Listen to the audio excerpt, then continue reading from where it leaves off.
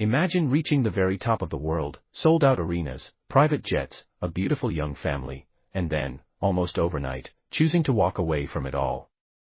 Not because the offers stopped coming. They were bigger than ever. But because something at home broke your heart in a way fame never could. This is the real reason one of the greatest comedians who ever lived is quietly saying goodbye to the spotlight, and it has nothing to do with age. He grew up in a part of New York where gunshots were the lullaby. A cramped apartment, broken elevators, the constant smell of fear. His mom worked endless shifts just to keep the lights on. His dad moonlighted as a comic in smoky clubs for pocket change, until one night he never came home at all. Murdered over a card game when the boy was only 8. The open casket left scars that never healed. Life got harder. Tuberculosis took his mother away for nearly a year. He and his brother were handed to a foster mother who fed them scraps and locked them in closets for talking back.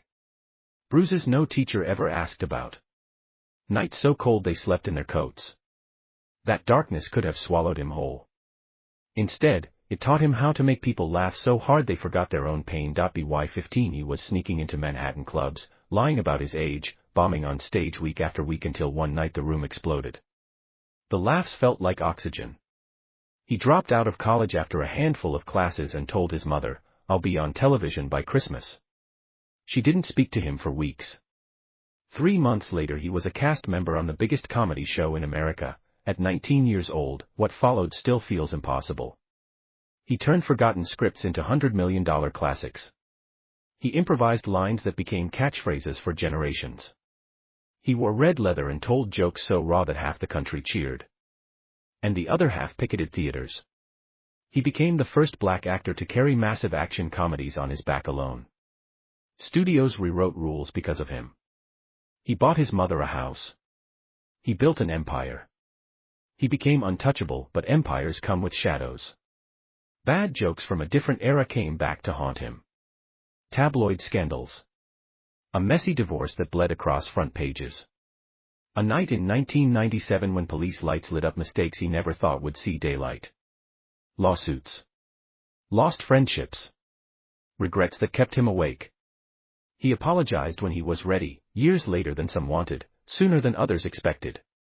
He kept working, kept evolving, kept proving he could still light up a screen with nothing but a smile and perfect timing. He found love again. Real love.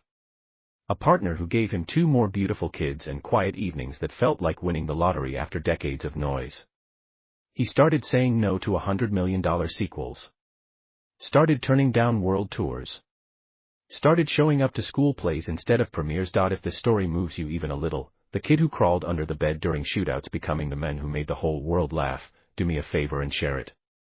Let someone else remember what raw talent and second chances look like, because right now, in 2025, he's 63. He just married the woman who makes him laugh harder than any audience ever did. He's got 10 children who call him dad. A new documentary is coming that shows the footage we've never seen, the tears behind the jokes, the price of 45 years in the spotlight. He's not retiring because he can't do it anymore.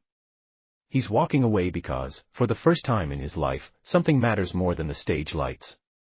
He finally has a home that feels safer than any sold-out arena. And after everything he survived as a child, everything he conquered as a star, he's choosing peace. So if you ever laughed until you cried at one of his movies, if his voice ever pulled you out of a dark night, take 10 seconds right now, hit share.